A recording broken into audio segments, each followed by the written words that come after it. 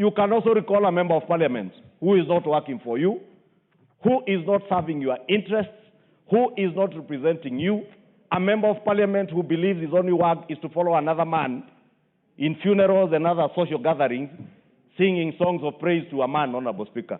With that, Honorable Speaker, I want to pray, Honorable Speaker, especially to you, as our chair of the Powers and Privileges Committee, please do something. Not because of Honorable Koimburi, but to save the dignity and the honor of the office of a member of parliament, Honorable Speaker. I submit. Thank you. I don't want to open debate on this. Senior counsel, I'll give you a minute.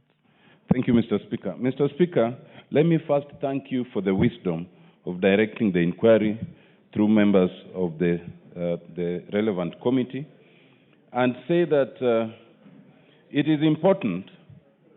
The concern to find out what happened is not born out of anything in the standing orders.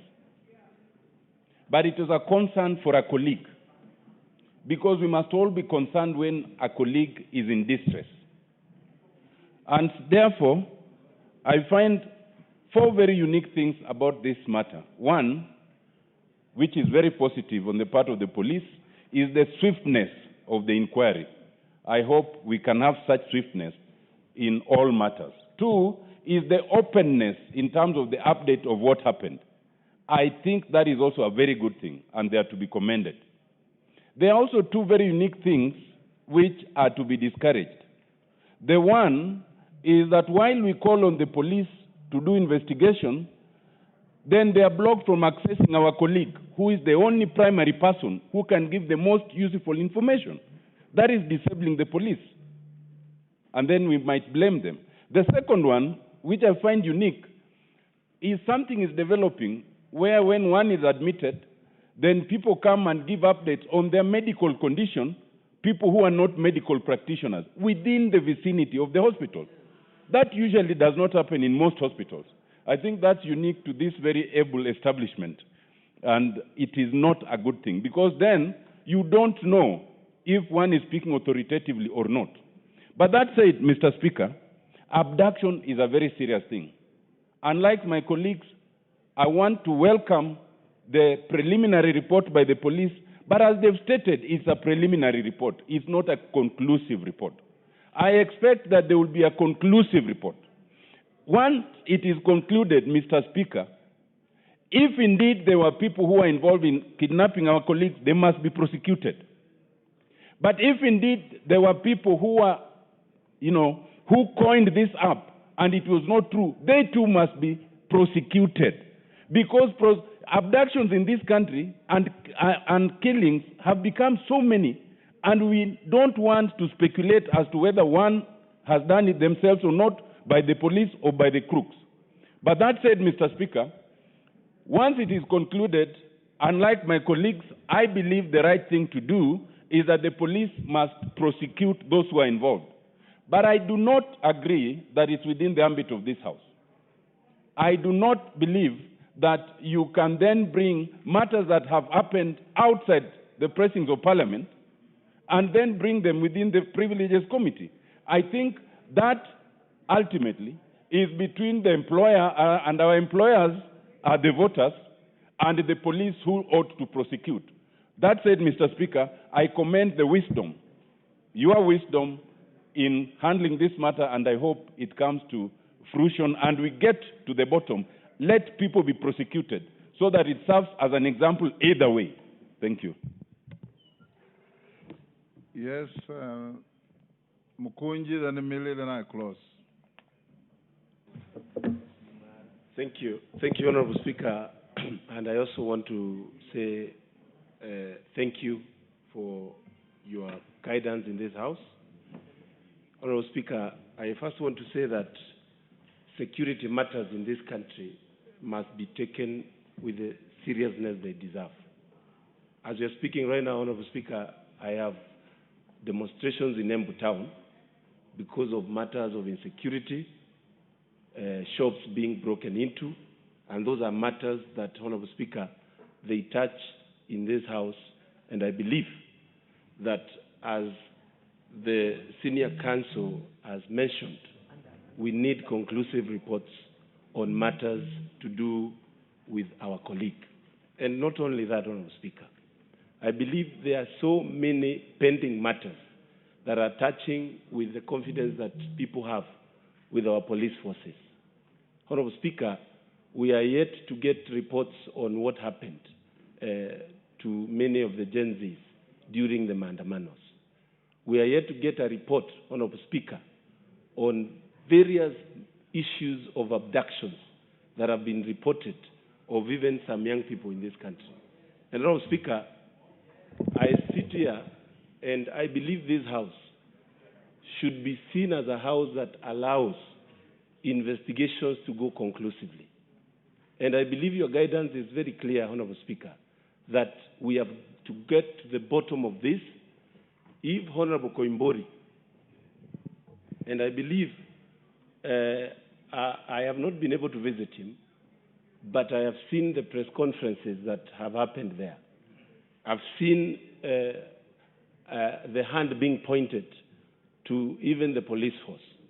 Honorable Speaker, I believe also it's important for IPOA, because this is a matter of extrajudicial matter, to actually come in.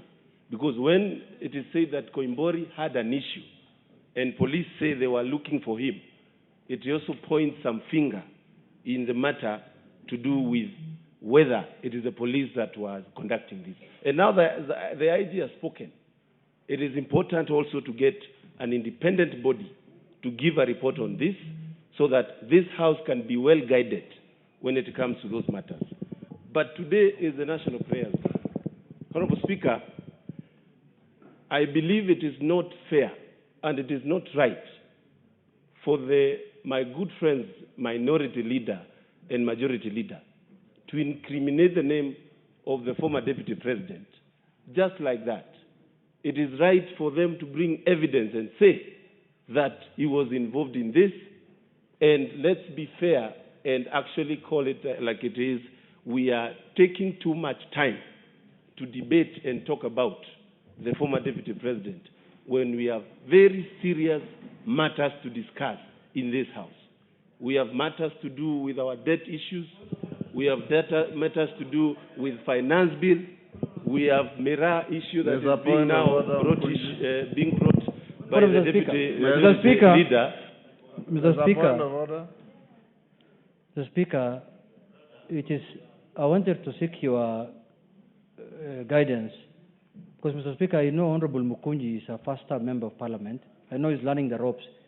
Mr. Speaker, what we discussed yesterday, what we discussed yesterday is he's a first-time member of Parliament, unless he was in another Parliament than this one, unless he was in South Sudan Parliament. The fact of the matter is he's a first-time member of Parliament and a third-time member of Parliament. That's a fact on record. Yeah, and he has only served 2 years, like Rigathi Gachagua. Mr. Speaker, but my point of order is this. Mr. Speaker. Mr. Speaker, yesterday what we discussed was a special motion under Standing Order 33. Mr. Speaker, the standing orders that we use here gives every member an opportunity to bring a motion to discuss any matter of national importance. And with the approval of the Speaker, and if you get the requisite number of 20 members to support your request, then you get an opportunity to move your motion. So we should not use up here derogatory statements that we are wasting our time yesterday here discussing a matter of national importance like post-election violence. Someone who's calling people to take up arms, to kill themselves, displace people, cause destruction. You're calling it something useless, unless you support that kind of thing, that you want people to die. Okay. Shame on you. Mukunji, wind up. Honorable Speaker, I believe that it is very easy for the minority leader to bring the matters of me being a first member of Parliament. But they need to understand that I learn very quickly. And in my 2 years, I've studied this House. I know how it works, and I believe I represent the people of Manyata and Embu the best way I can. Honorable Speaker, as I conclude, I want to say that your guidance on the investigation of this matter touches on all our security. we have had complaints from various members on how their security is being handled. Honorable Speaker, we have lost a member of parliament. We know how and what it takes, how costly it is, Honorable Speaker, to even go back for a by-election. Let us all be very keen on our security. And Honorable Speaker, I seek your guidance to ensure IPOA also gives a report on this matter. Merely Thank you. the last one. Thank you, Mr. Speaker. Mr. Speaker, I want to, before I start, I just want to tell Honorable Mukunji that... Order, Mukunji, you finished your contribution. Listen yes, to others. and you need to listen because I'm actually, before I say mine, I just wanted to tell him that even though he's saying he's learned, one of the things that he has not yet learned effectively is how to be in opposition. When I have given my contribution, see me on the side. You are doing very poorly in that regard, and I'm very willing to give you free tutorials on being in the opposition. Mr. Speaker, as a human rights defender, I have been against the issue of abductions, and I've raised it before the floor of this House and elsewhere. And I'm very happy that I have seen actually almost disappearance of the issue of human abduction. Mr. Speaker, whether I'm in government or outside, broad-based, non-broad-based, human rights remain human rights. And I have raised it consistently. And Mr. Speaker, when our colleague was allegedly abducted, I condemned his abduction. Mr. Speaker, this comes shortly after our colleague was actually murdered.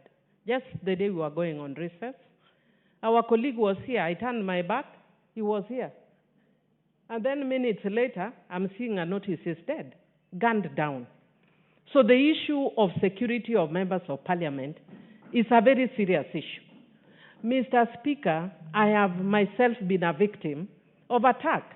I was attacked in my first time by men wielding guns, 7 men.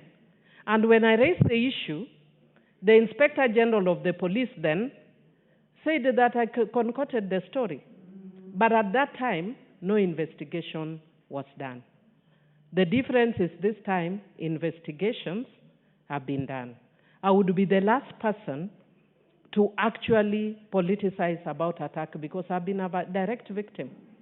But Mr. Speaker, it is on that note that it would be very, very unfortunate that an honorable member would make me waste time sympathizing and standing with him if at all he has actually faked his own abduction.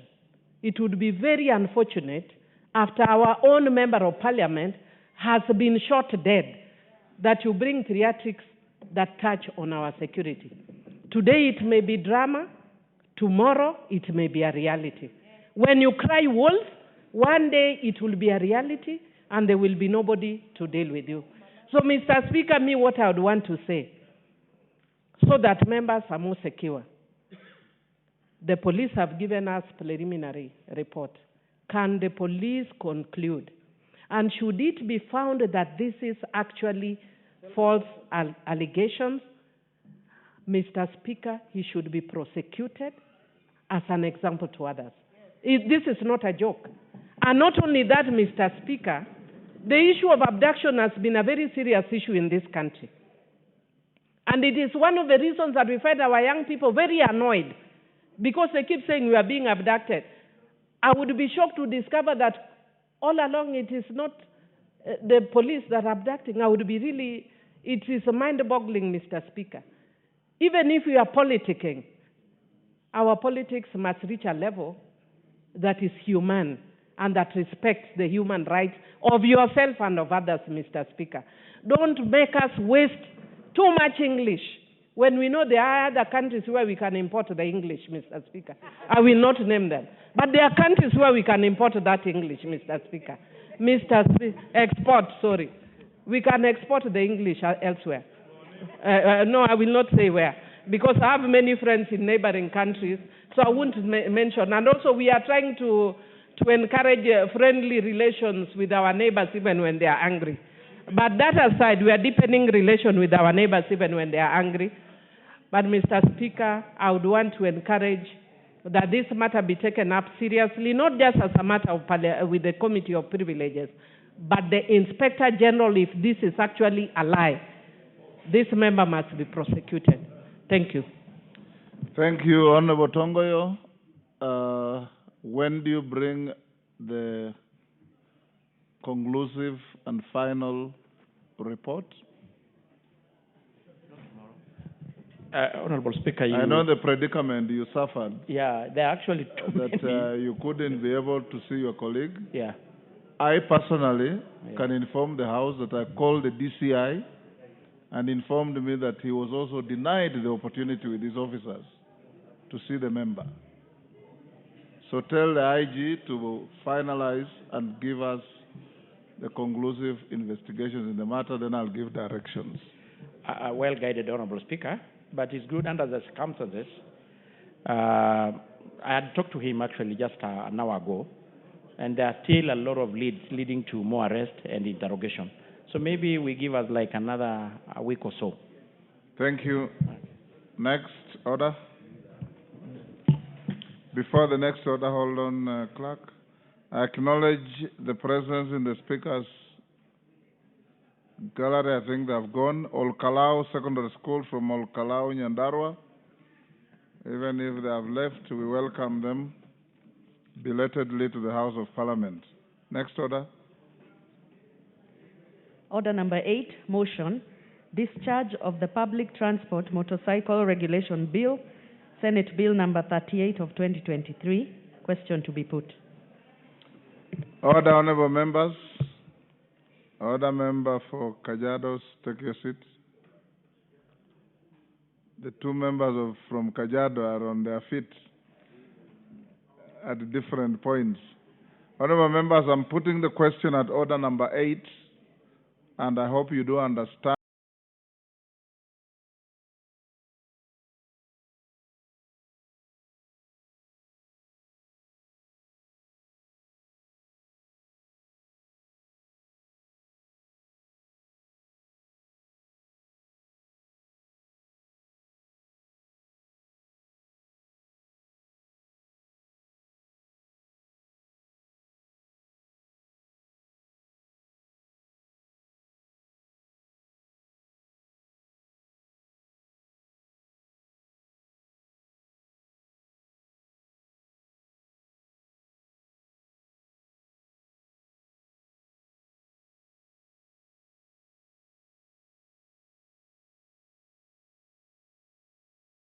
What it is.